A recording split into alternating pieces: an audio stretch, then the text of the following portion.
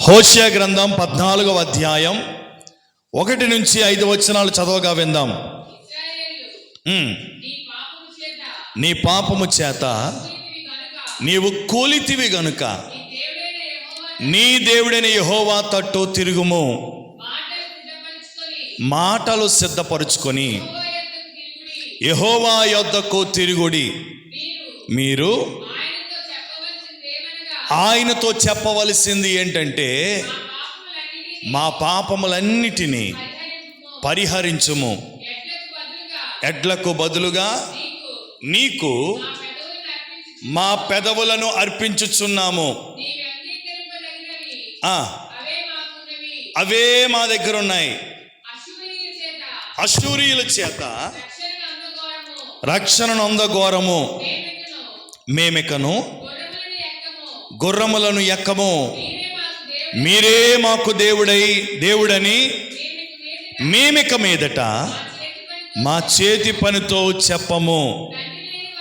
తండ్రి లేని వారి ఎడల వాత్సల్యము చూపువాడవు నీవే గదా. వారి విశ్వాసఘాతకులు కాకుండా నేను వారిని గుణపరచుదును.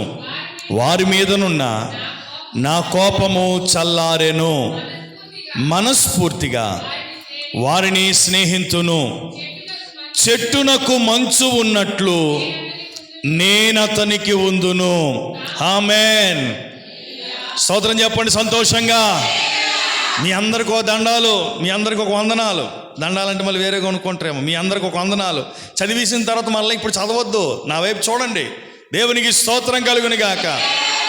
చెట్టునకు మంచు ఉన్నట్టు నేను అతనికి ఉందును. సంతోషంగా చదవండి మరొకసారి ఆ మాటని. చెట్టునకు మంచు ఉన్నట్టు నేను అతనికి ఉందును. అందరూ చెప్పండి ఆ మాట.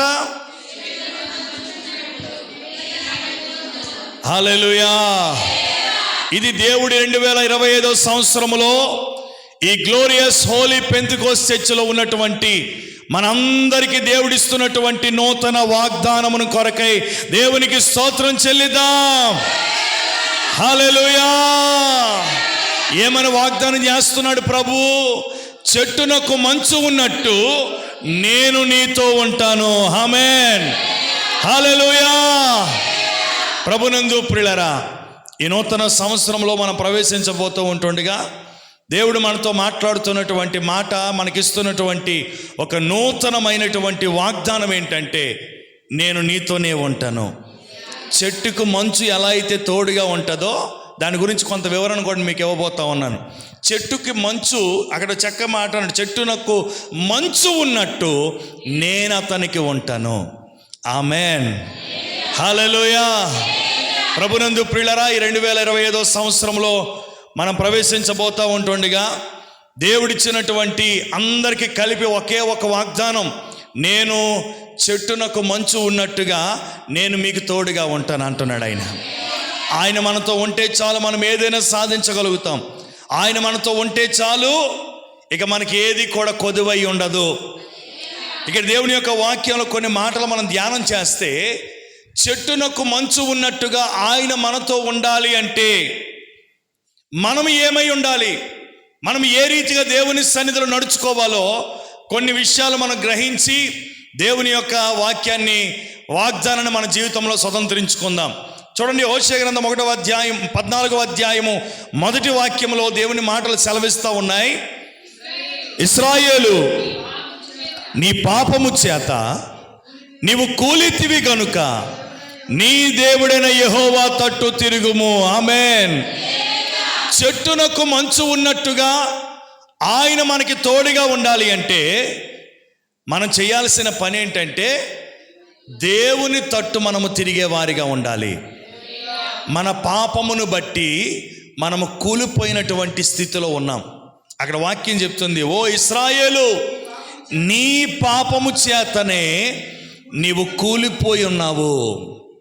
2024వ సంవత్సరంలో ఒకవేళ నీ జీవితము, నీ ఆర్థిక పరిస్థితులు, నీ జీవితంలో ఉన్నటువంటి కొన్ని స్థితిగతులు కూలిపోయాక అది పైకి లేవనెత్తబడలేనటువంటి స్థితిలో కనబడతా ఉందేమో. శిథిలావస్థలో కనబడుతున్నటువంటి పరిస్థితులు నీ జీవితంలో కనబడతా ఉన్నాయేమో. ఈ రాత్రి దేవుడు మనతో మాట్లాడుతూ ఉన్నాడు. కూలిపోయినటువంటి ఆ స్థితిని, శిథిలావస్థకు చేరినటువంటి ఆ స్థితిని దేవుడు మరలా తిరిగి పునఃప్రారంభము చేయబోతా ఉన్నాడు. చప్పలు కొడుతూ దేవునికి స్తోత్రం చెల్లిద్దాం. హల్లెలూయా.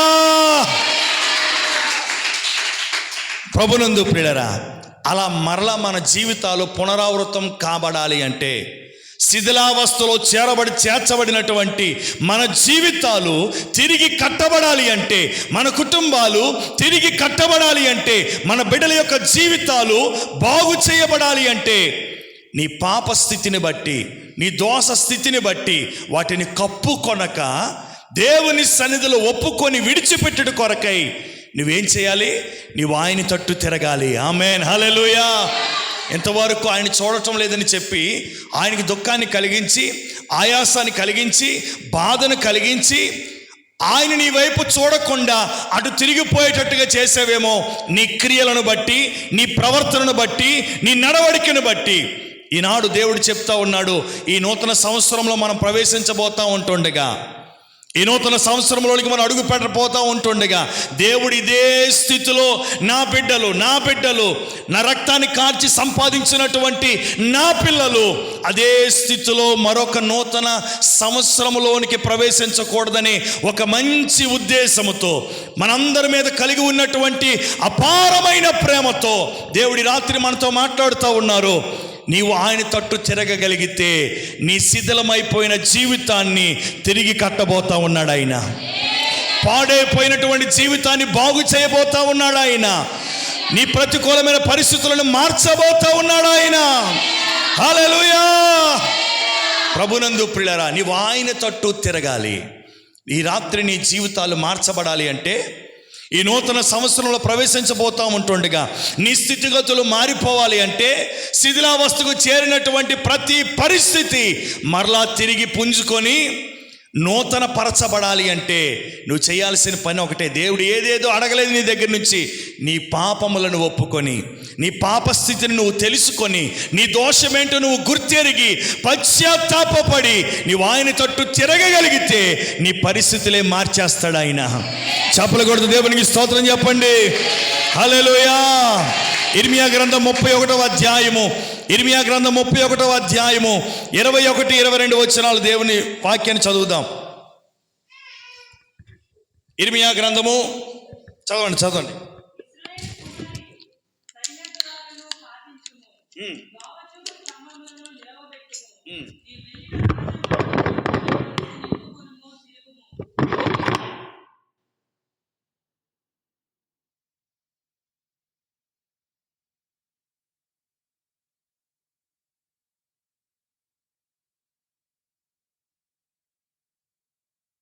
దేవునికి స్తోత్రం కలుగును గాక.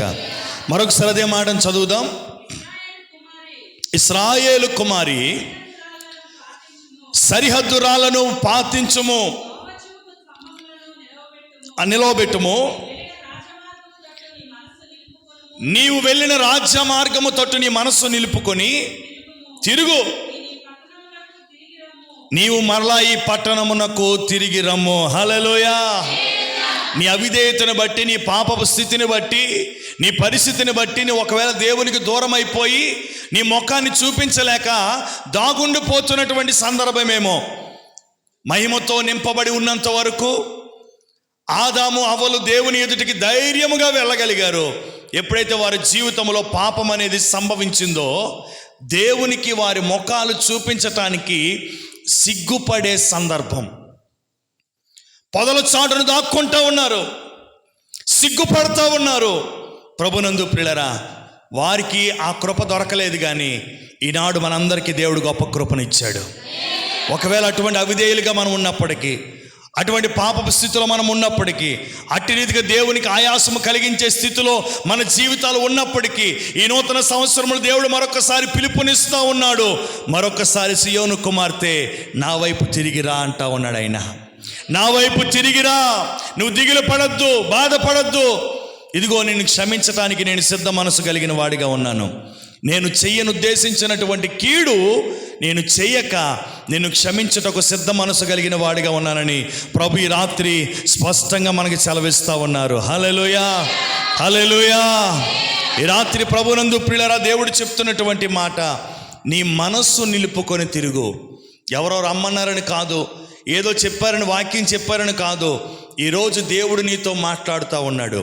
నీవు నిజంగా ఆయన చేత కట్టబడే వ్యక్తిగానే ఉండాలి అంటే, నీ స్థితులన్నీ మారిపోవాలి అంటే, శిథిలావస్థకు చేరినటువంటి నీ జీవితం మరలా తిరిగి పునరావృతం కావాలి అంటే, అనేకులకు దీవెనకరంగా ఆశ్చర్యకరంగా మారాలి అంటే నువ్వు చేయాల్సింది ఒకటే, ఈ రాత్రి నీ మనస్సు నిలుపుకొని నీ పాపమును బట్టి, నీ శాపమును బట్టి, నీ దోషమును బట్టి దేవుని ఎదుట ఒప్పుకొని ఆయన తట్టు తిరిగి తండ్రి అని నువ్వు మొర్రపెట్టగలిగినట్లయితే నీ ప్రతి దోషమును పరిహరించటానికి ఆయన సంసిద్ధుడిగా ఉన్నాడు. హల్లెలూయా, హల్లెలూయా.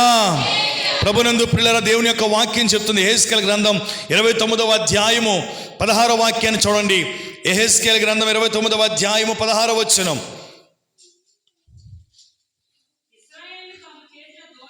ఇశ్రాయేలు తాము చేసిన దోషము మనస్సునకు తెచ్చుకొని వారి తట్టు తిరిగిన ఎడల ఐగుప్తీయులు ఇక వారికి ఆధారముగా ఉండరు. హల్లెలూయా. ప్రభునందు ప్రియులారా, నీ దోషమును బట్టి, నీ పాపమును బట్టి, నీ అపరాధమును బట్టి దేవుని ఎదుట మనస్సు నిలుపుకొని నువ్వు దేవుని తట్టు తిరగగలిగినట్లయితే లోకము ఇక ఎన్నడూ కూడా నీకు ఆధారముగా ఉండదు. ఐగుప్తు అనే లోకము, ఇంతవరకు నువ్వు అటువంటి లోకము మీద ఆధారపడి జీవిస్తూ ఉన్నావేమో, అటువంటి లోకము మీదే ఇదే నాకు జీవనోపాధి, ఇదే నన్ను బ్రతికనిస్తుందని ఒకవేళ అటువంటి ఆశ కలిగి ఉన్నావేమో, ఈ రాత్రి నువ్వు ఆయన వైపు నువ్వు తిరగగలిగినట్లయితే ఆయన ఏం చేస్తాడు? ఇక నీవు లోకము మీద కానీ మనుషుల మీద కానీ ఆధారపడకుండా ఉండేటట్టుగా ప్రభు చేయబోతా ఉన్నాడు. హల్లెలూయా. ప్రభునందు ప్రియులారా, దేవుని యొక్క వాక్యం చెప్తా ఉంది, మనం ఆయన తట్టు తిరగగలిగితే మనకు కలిగినటువంటి లాభం ఏంటంటే, ఇతరుల మీద ఆధారపడకుండా ఆయనే మనల్ని సమృద్ధిగా పోషించుతాడు. హల్లెలూయా. రెండోదిగా చూస్తే సమూయేలు మొదటి గ్రంథం 7వ అధ్యాయము 3వ వాక్యం. ఆయన తట్టు తిరిగితే ఇంకేం కలుగుతుంది మనకి చూద్దాం ఒకసారి. సమూయేలు మొదటి గ్రంథము 7వ అధ్యాయము 3వ వాక్యాన్ని చదువుదాం. ఇట్లనెను, నీ పూర్ణ హృదయముతో యెహోవా యొద్దకు మల్లుకొనిన ఎడల అస్తారోతు దేవతలను, అన్య దేవతలను, అస్తారోతు దేవతలను మీ మధ్య నుండి ఆ దోషమును తీసివేసి పట్టుదల కలిగి యెహోవా తట్టు మీ హృదయములను తిప్పగలిగినట్లయితే, ఆయనను సేవిస్తే ఫిలిస్తీయులు శత్రువుల చేతిలో నుండి నిన్ను విడిపించబోతా ఉన్నాడు ఆయన. చెప్పలు కొడుతూ దేవునికి స్తోత్రం చేయలేదా? దేవుని యొక్క వాక్యం చెప్తా ఉంది ప్రియులారా, చెట్టునకు మంచు ఉన్నట్టుగా నేను అతనికి ఉందును అని దేవుడు వాగ్దానం చేశాడు. మంచిదే. ఆ వాగ్దానం నీ జీవితంలో నెరవేర్చబడాలి అంటే కూలినటువంటి నీ జీవితం దేని వలన కూలిపోయింది? నీ దోషమును బట్టి, నీ పాపమును బట్టి, నీ అపరాధమును బట్టి, నీవు చేస్తున్నటువంటి హేయ క్రియలను బట్టి నీ జీవితం అతలాకుతలమైపోతా ఉంది, శిథిలావస్థకు చేరిపోయింది. అటువంటి స్థితిలో నుంచి దేవుడు మరలా నిన్ను ఈ 2025 సంవత్సరంలో నూతన పరచాలని ఆశపడతా ఉన్నాడు ఆయన. నేను మరలా తిరిగి కట్టాలని ఆశపడతా ఉన్నాడు ఆయన. ఒకవేళ నువ్వు నిజంగా నా జీవితాన్ని తిరిగి కట్టుకోవాలి, నేను నూతన పరచబడాలి అనే ఆశ నీలో ఉంటే ఆయన నీతో ఉంటానంటున్నాడు కనుక నువ్వు చేయాల్సింది ఒకటే. ఏం చేయాలి? ఆయన తట్టు నువ్వు తిరగాలి. ఆయన తట్టు నువ్వు మనస్సు నిలుపుకొని హృదయపూర్వకంగా నీలో ఉన్నటువంటి హేయమైనటువంటి క్రియలను విసర్జించి నువ్వు తిరగగలిగినట్లయితే మొట్టమొదటిగా నీకు కలిగినటువంటి లాభం ఏంటో తెలుసా? లోకము మీద, మనుషుల మీద ఆధారపడకుండా ఆయనే నిన్ను పోషించి నడిపిస్తాడు. రెండవది, నిన్ను బాధిస్తున్నటువంటి నీ శత్రువుల చేతిలో నుండి, నిన్ను కలవరపరుస్తున్నటువంటి నీ శత్రువుల చేతిలో నుండి ఆయన విడిపించి ప్రతి సమయంలో నీకు జయం అనుగ్రహించబోతా ఉన్నాడు. హల్లెలూయా. ప్రభునందు ప్రియులారా, ఆయన తట్టు తిరిగితే కలిగే లాభాలు ఇవి. చూడండి, మరొక మాటను చూద్దాం. ఇర్మియా గ్రంథం 15వ అధ్యాయము 19వ వాక్యాన్ని చూద్దాం.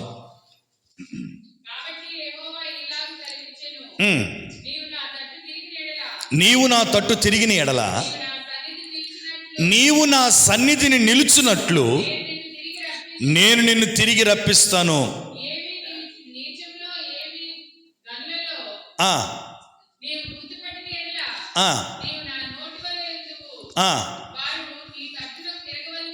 వారు నీ తట్టు తిరగవలను గాని నీవు వారు తట్టునకు తిరగకూడదు. హల్లెలూయా.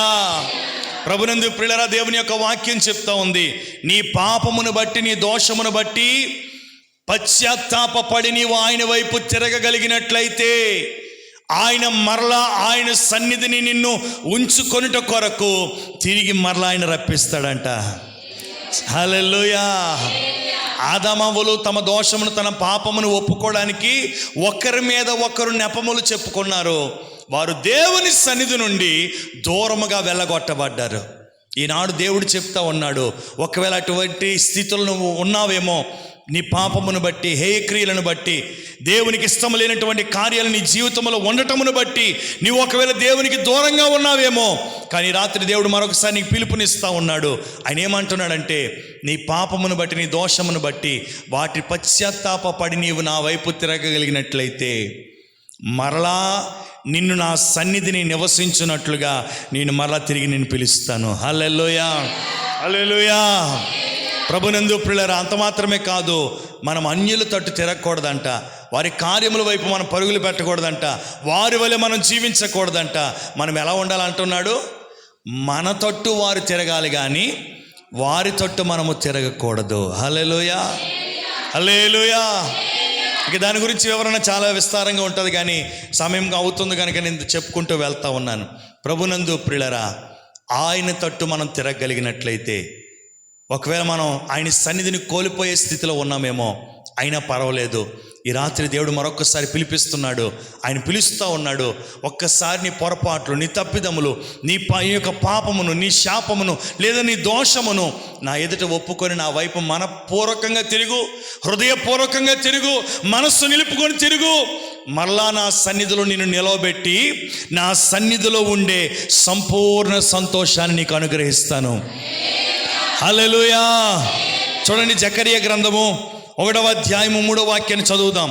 జకరియా గ్రంథం 1వ అధ్యాయం 3వ వచనం చదువుదాం.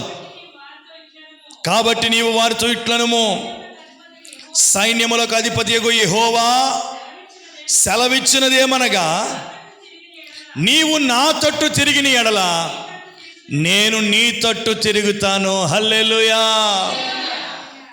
ఆయన మనకి ఏమైపోయిందంటే ఎడముఖం పెడముఖం అయిపోయింది. ఆయన అటు తిరిగిపోయాడు, మనం ఇటు తిరిగిపోయి ఉన్నాం. ఎందుకు తిరిగిపోయాడు? ఆయన బాధతో తిరిగిపోయాడు. నా పిల్లలు నా మాట వినటం లేదని. యెషయా గ్రంథంలో 1వ అధ్యాయం చెప్తాడు కదా, ఆకాశము ఆలకించుము, భూమి చెవియొగ్గుము, నేను పిల్లలను పెంచి పెద్దవానిగా చేశాను కానీ వారు నా మాట వినటం లేదని ప్రభు సంతాపపడినట్లుగా దేవుడు నిన్ను రక్షణ మార్గంలో నడిపించి నీ జీవితంలో గొప్ప గొప్ప కార్యాలు చేస్తూ నీకు కావలసిన ఈవులన్నింటినీ కూడా సమకూర్చి క్షేమంగా నడిపిస్తూ ఉంటుంటే, ఆయన యొద్ద నుండి మేలు పొందుకొని పాపాన్ని విడిచిపెట్టక, దోషాన్ని విడిచిపెట్టక, హేయక్రియలను విడిచిపెట్టక మానక చేస్తున్నటువంటి నీ తప్పిదాలను చూసి, అయ్యో ఇటువంటి వారికా నేను మేలు చేస్తున్నానని పశ్చాత్తాపపడి దేవుడు అటువైపు తిరిగిపోయాడంట. పాపం చేసిన వాడు దేవుని ఎదుటికి వెళ్ళి ధైర్యంగా నిలవబడి తండ్రి అని పిలిచే దమ్ము లేదు, ధైర్యం లేదు. ఎందుకు? ఆ వ్యక్తి ఏం చేశాడు? తండ్రి ఎదుట పాపము చేశాడు.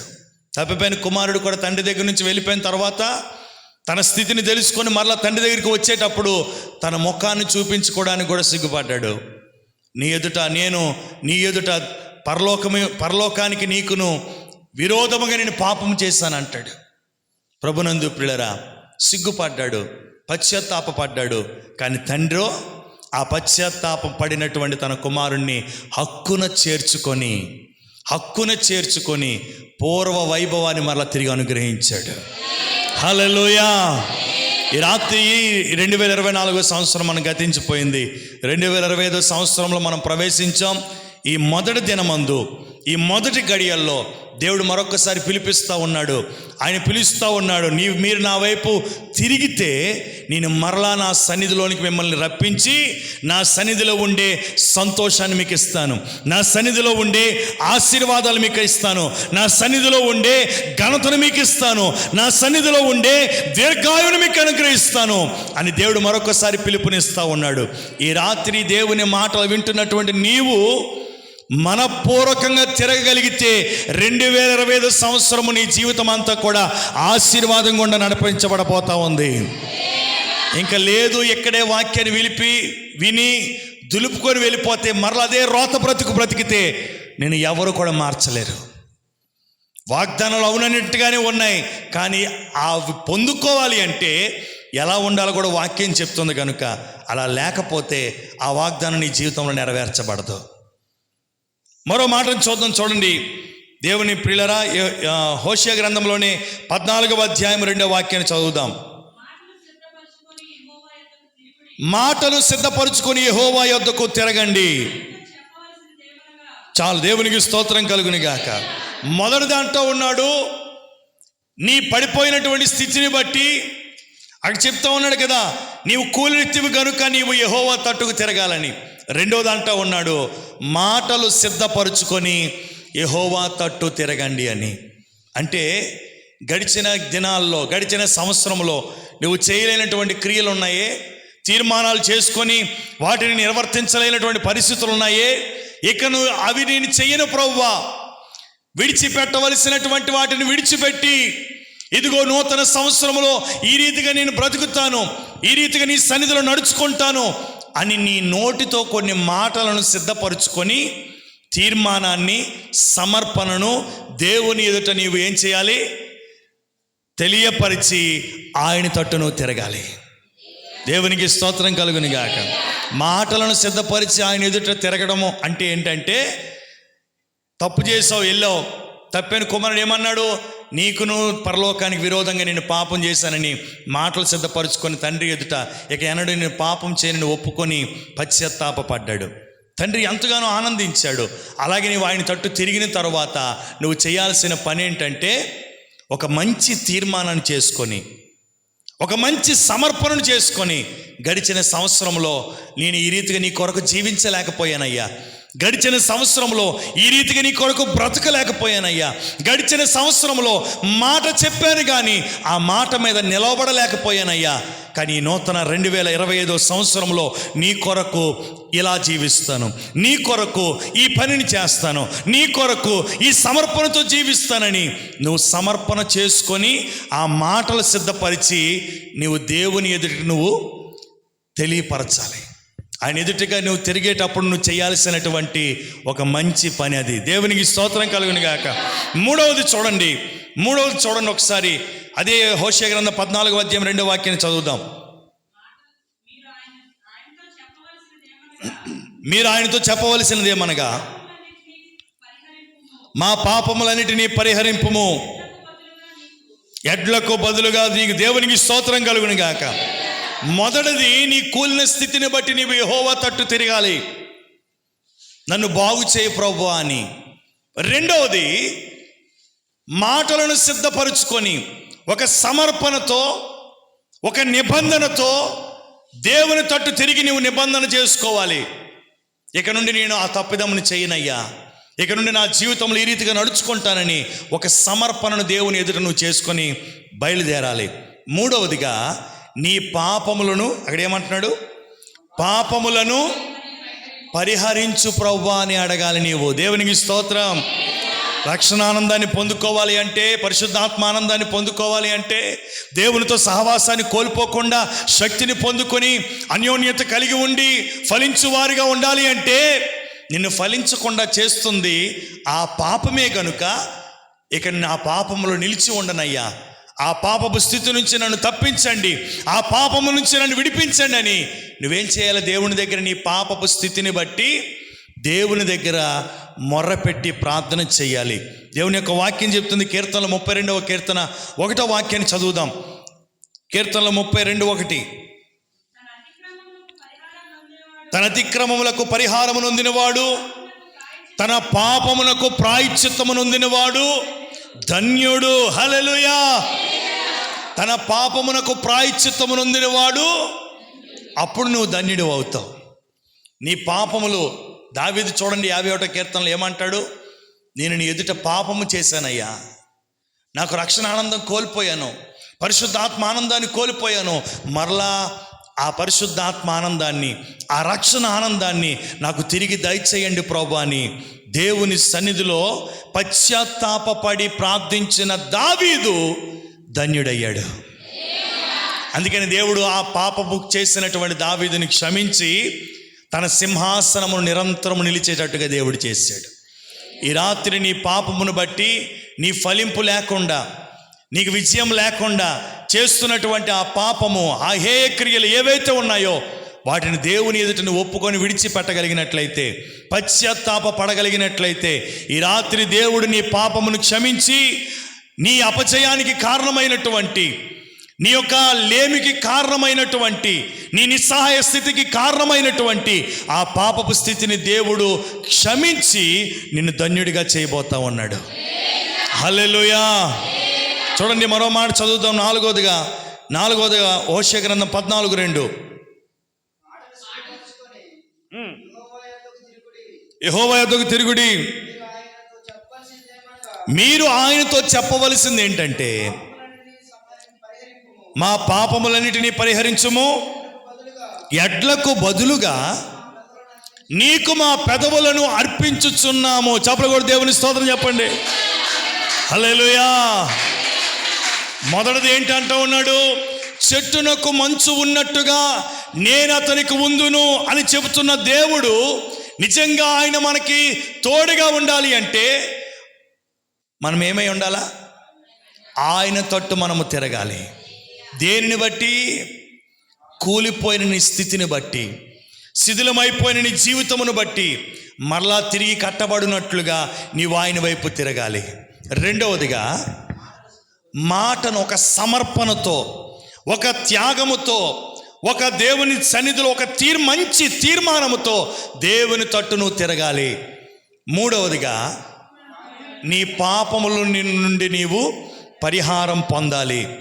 నాలుగవదిగా చూస్తే దేవుని యొక్క వాక్యం చెప్తుంది, నాలుగవదిగా ఏమంటుంది? నాలుగవదిగా, ఎడ్లకు బదులుగా మా పెదవులను అర్పించుచున్నాము. ఈ రాత్రి నువ్వేం అర్పించాలి దేవునికి?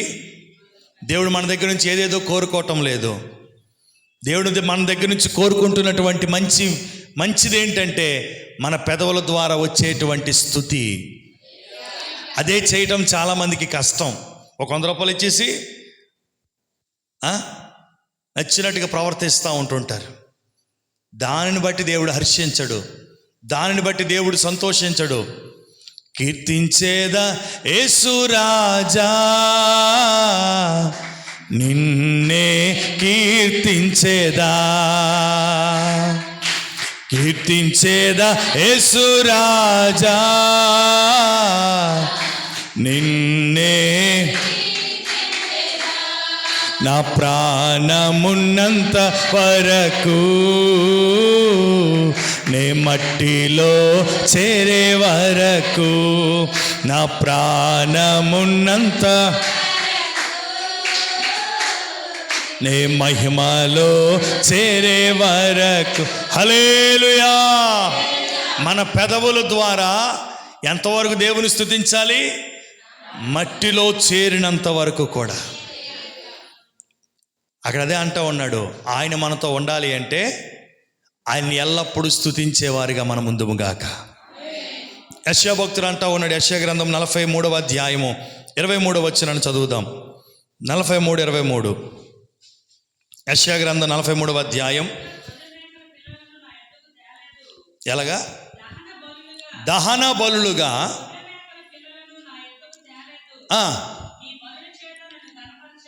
నీ బలుల చేత నన్ను గణపరచలేదు, నైవేద్యము చేయవలనని నేను నిన్ను బలవంతము చేయటము లేదు, దూపము వేయవలనని నేను నిన్ను విసిగించలేదు. హల్లెలూయా. అక్కడ అంటా ఉన్నాడు కదా భక్తుడు, ధూపం వెయ్యాలని కానీ, దహన బలులు అర్పించాలని కానీ, ఇదిగో నేను ఒక గొర్రెను కోరుకున్నానంటే ఇప్పుడు వాడికి డబ్బులు లేకపోయినా ఏం చేయలేడు?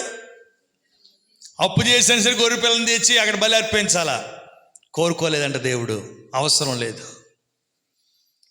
విసిగించటం లేదంట, విసిగించటం లేదు, ఫోర్స్ చేయటం లేదు. ఆయన ఏం చేస్తున్నాడంటే, ఏం కోరుకుంటాడు ఆయన? నీ నుండి వచ్చే స్తుతులను ఆశిస్తూ ఉన్నాడు ఆయన. నేను సృజించినటువంటి నా బిడ్డలు నన్ను స్తుతించాలి, నన్ను గణపరచాలి, నన్ను ఆరాధించాలని దేవుడు కోరుకుంటా ఉన్నాడు. ఈ రాత్రికాల సమయంలో అలా ఆరాధించే వారితో ప్రభు ఉండబోతా ఉన్నాడు.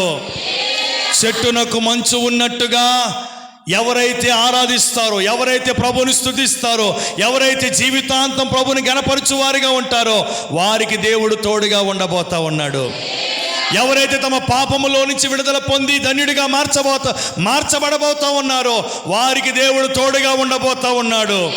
ఎవరైతే తన తప్పును తెలుసుకొని దేవుని తట్టు తిరిగి నన్ను క్షమించు ప్రభు అని దేవుని దగ్గర పశ్చాత్తాపపడతారో వారికి దేవుడు చెట్టునకు మంచు ఉన్నట్టుగా వారికి దేవుడు తోడుగా ఉండబోతా ఉన్నాడు. హల్లెలూయా. ప్రభునందు ప్రియులారా, ఈ రాత్రికాల సమయంలో మనం 2025 సంవత్సరంలో మనం ప్రవేశించాం. ఈ 2025 సంవత్సరంలో దేవుడు మనకిచ్చినటువంటి ఈ ఉన్నతమైన ఆదరించే వాగ్దానాన్ని మనం ఎత్తిపట్టుకొని ఆ వాగ్దానాన్ని మన జీవితంలో మనము స్వతంత్రించుకొందుముగాక. ఆ వాగ్దానం మన జీవితంలో స్వతంత్రించుకోవాలి అంటే మనం ఏం చేయాలి? మొదటిదిగా ఆయన తట్టు తిరగాలి. రెండవదిగా సమర్పణతో, త్యాగముతో ఒక నిబంధన చేసుకోవాలి దేవుని దగ్గర. మూడవదిగా పాపములో నుంచి విడుదల పొందాలి. నాలుగవదిగా నీ జీవితాంతము కూడా దేవుని స్తుతించే వ్యక్తిగా ఉండాలి. అలా ఎవరైతే ఉంటారో వారికి దేవుడు చెట్టునకు మంచు ఎలా అయితే తోడుగా ఉంటుందో అలా ఆయన మనకి తోడుగా ఉండబోతా ఉన్నాడు. ఈ 2025 సంవత్సరం మొదటి దినం మొదలుకొని మరొక నూతన సంవత్సరంలో ప్రవేశించినంత వరకు కూడా ఆయన మనకి తోడుగా ఉండి మనలందరినూ అన్ని విషయాల్లో వర్ధిల్లింపచేయునుగాక. మోకరించి ప్రార్థన చేద్దాం.